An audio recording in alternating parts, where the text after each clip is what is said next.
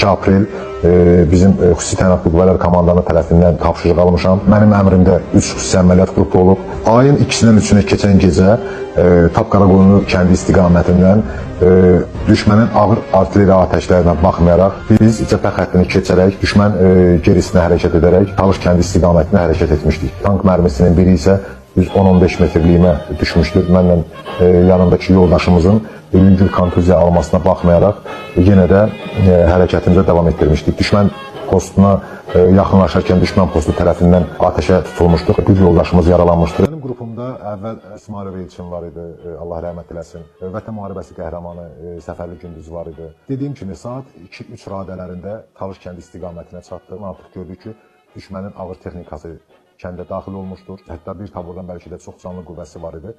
Yuxarı komandanlıqdan artıq bizim qüvvələrimizin geriyə çəkildiyi məlumatı verildi. Təəssüflər olsun ki,